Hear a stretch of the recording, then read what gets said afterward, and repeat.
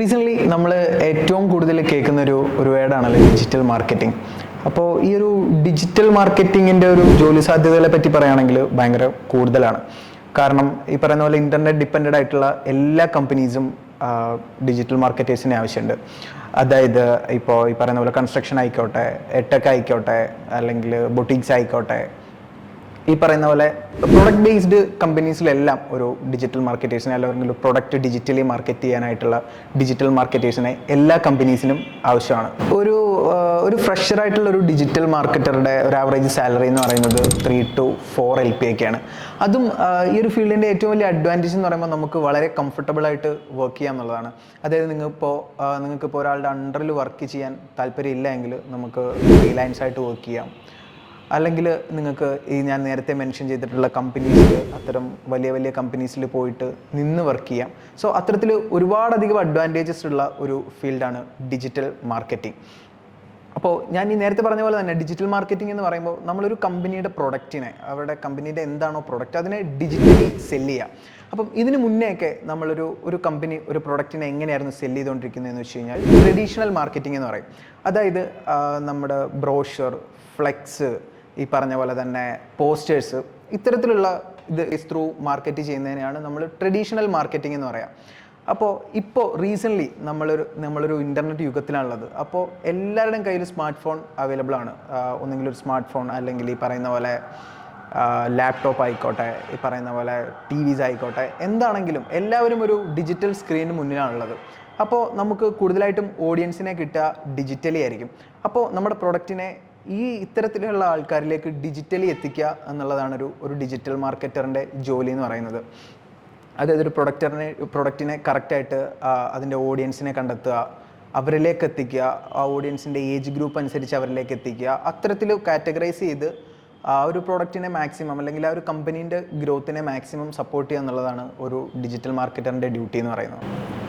അപ്പോൾ ഇങ്ങനെ ഒരു പ്രൊഡക്റ്റിന് ഡിജിറ്റലി മാർക്കറ്റ് ചെയ്യുന്നതിൻ്റെ ഒരു അഡ്വാൻറ്റേജ് എന്ന് പറയുമ്പോൾ ഈ പറയുന്ന പോലെ ലെസ് എക്സ്പെൻസീവ് ആണ്. അതായത് ഇപ്പോൾ നമുക്കിപ്പോൾ ഉള്ളത് കുറച്ച് പ്രൊഡക്ട്സ് സെല്ല് ചെയ്യാൻ ആയിട്ട് കുറച്ച് പ്രൊഡക്ട്സ് ഉണ്ടെന്ന് വെച്ചോ. അപ്പോൾ അതിനെ നമുക്ക് സെല്ല് ചെയ്യണം. അപ്പോൾ അതിന് വേണ്ടിയിട്ട് നമ്മൾക്ക് ഒരു ഡിജിറ്റൽ മാർക്കറ്റിങ്ങിലേക്ക് വരുമ്പോൾ നമ്മൾ ബേസിക്കലി അതിനായിട്ടൊരു വെബ്സൈറ്റ് ബിൽഡ് ചെയ്യുക, അല്ലെങ്കിൽ അതിനെ സോഷ്യൽ മീഡിയാസ് ത്രൂ മാർക്കറ്റ് ചെയ്യുക. അപ്പം ഇതിനൊക്കെ ഈ പറയുന്ന പോലെ ബ്രോഷർ ഉണ്ടാക്കുന്നതിനേക്കാളും, അല്ലെങ്കിൽ പോസ്റ്റർ ഡിസൈൻ ചെയ്യുന്നതിനേക്കാളും, അല്ലെങ്കിൽ ഫ്ലെക്സ് ചെയ്യുന്നതിനേക്കാളൊക്കെ വളരെ കുറഞ്ഞ എക്സ്പെൻസാണുള്ളത്. വളരെ കുറച്ച് എക്സ്പെൻസും അത് കൂടാതെ തന്നെ നമുക്ക് കൂടുതൽ ആൾക്കാരിലേക്ക് എത്തിക്കാനും പറ്റും. കാരണം ഒരു ഡിജിറ്റലി കണ്ടന്റ് എത്തുക ഒരുപാട് ആൾക്കാരിലേക്കായിരിക്കും. കാരണം എല്ലാവരും ഇപ്പോൾ ഭയങ്കര വൈഡായിട്ട് സോഷ്യൽ മീഡിയാസ് യൂസ് ചെയ്യുന്ന ആൾക്കാരാണ്. അപ്പോൾ അത്തരം ആളുകളിലേക്ക് വളരെ എളുപ്പത്തിൽ ലെസ് എക്സ്പെൻസീവായിട്ട് നമുക്ക് നമ്മുടെ പ്രൊഡക്ട്സിനെ പറ്റിയിട്ട് പരിചയപ്പെടുത്തി കൊടുക്കാനും അവരിലേക്ക് കൂടുതൽ ആൾക്കാരിലേക്ക് എത്തിക്കാനും പറ്റും. അതാണ് ഈ ഒരു ഡിജിറ്റൽ മാർക്കറ്റിങ്ങിൻ്റെ ഏറ്റവും വലിയ അഡ്വാൻറ്റേജ്. ഇപ്പോൾ ഈ ഒരു ബ്രോഷർ പ്രിൻ്റ് ചെയ്യുമ്പോഴായിക്കോട്ടെ, അല്ലെങ്കിൽ ഫ്ലെക്സ് അടിക്കുമ്പോഴായിക്കോട്ടെ, അല്ലെങ്കിൽ നമ്മൾ പോസ്റ്റേഴ്സ് ഉണ്ടാക്കുമ്പോഴായിക്കോട്ടെ, ഇതൊക്കെ ഒരുപാട് എക്സ്പെൻസീവ് ആയിട്ടുള്ള കാര്യങ്ങളാണ്. അതും വളരെ കുറച്ച് ആൾക്കാരിലേക്ക് മാത്രമായിരിക്കും നമുക്ക് എത്തിക്കാൻ പറ്റുക.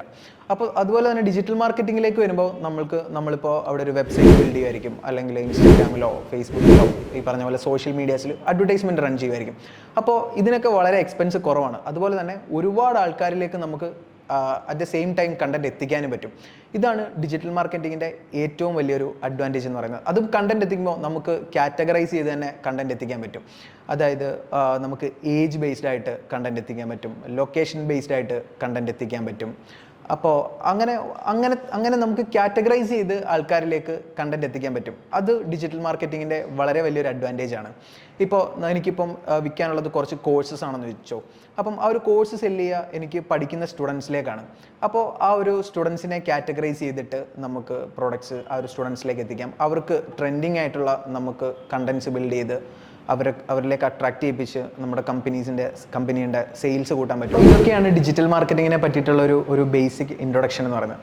അപ്പം നമ്മളിപ്പോൾ നമ്മുടെ ഈ ഒരു പ്ലേലിസ്റ്റിൽ നമ്മൾ പ്ലാൻ ചെയ്യുന്നതെന്ന് വെച്ച് കഴിഞ്ഞാൽ, നമ്മുടെ ഒരു പ്ലേലിസ്റ്റ് ഫുള്ള് വാച്ച് ചെയ്ത് കഴിഞ്ഞാൽ നിങ്ങൾക്ക് ഒരു കംപ്ലീറ്റ് ഒരു ഡിജിറ്റൽ മാർക്കറ്റർ എന്നുള്ള പ്രൊഫൈലിലേക്ക് അപ്ലൈ ചെയ്തൊരു ജോലിക്ക് കയറാൻ പറ്റും എന്നുള്ള രീതിയിലാണ് നമ്മുടെ വീഡിയോസ് പ്ലാൻ ചെയ്യുന്നത്. So everybody stay tune. നമ്മുടെ വീഡിയോസ് ഇഷ്ടമായെങ്കിൽ ലൈക്ക് ചെയ്യുക, സബ്സ്ക്രൈബ് ചെയ്യുക. So yeah.